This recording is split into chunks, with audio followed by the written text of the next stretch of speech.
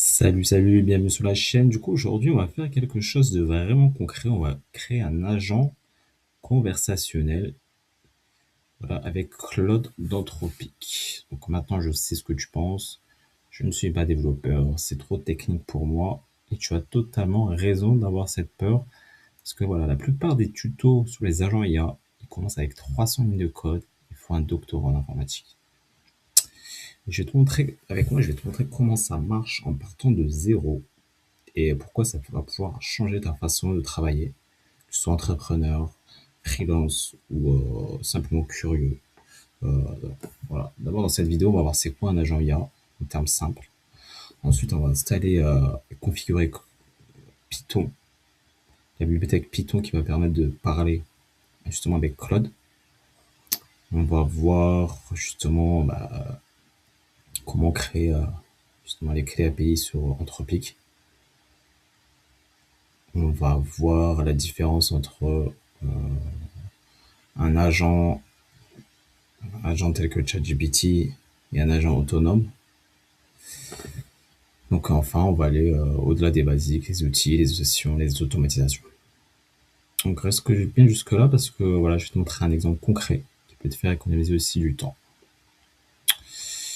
Donc commençons par le commencement. Donc quand tu parles à ChatGPT ou Claude dans le navigateur, tu poses une question, il te répond. C'est une conversation, un échange. Un agent, c'est différent. Un agent, il peut agir de façon autonome. Imagine, tu dis à Claude, analyse mon projet, trouve les bugs, corrige-les, dis-moi ce que tu as fait. Un chatbot classique va te donner des conseils. Un agent va ouvrir les fichiers, lire les codes, faire les corrections, faire un rapport tout seul. Un agent fonctionne avec ce qu'on appelle une boucle agentique. Claude reçoit ta demande et réfléchit, décide, l'outil exécute. Ensuite, il analyse les résultats et recommence si nécessaire. Donc la boucle s'arrête quand la tâche est terminée, ou quand Claude estime qu'il a besoin de toi. Ce que j'aime dans l'approche d'Anthropic, c'est que tu gardes le contrôle, tu peux définir quels outils il a le droit d'utiliser, quel budget, combien de tours. Donc déjà, à savoir, pour créer un agent, tu as besoin d'un compte Anthropic. Donc tu as besoin de la bibliothèque Python, 3.10 minimum.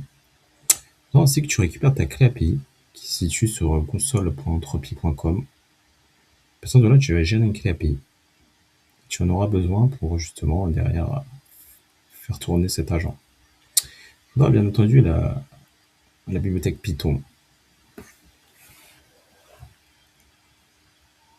Donc pour ça, je te donnerai les commandes pour installer Python. Ensuite, il faudra juste un morceau de code, un bout de code pour pouvoir lancer l'outil. Et qu'est-ce que j'ai oublié d'autre? Donc voilà, ça c'est vraiment les principales étapes, quoi. La clé Anthropic, la bibliothèque Python, l'environnement Python, le code de l'agent. C'est tout ce qu'on aura besoin.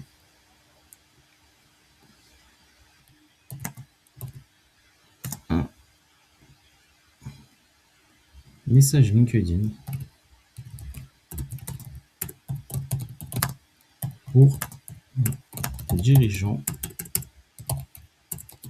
dans le marketing digital à Lyon.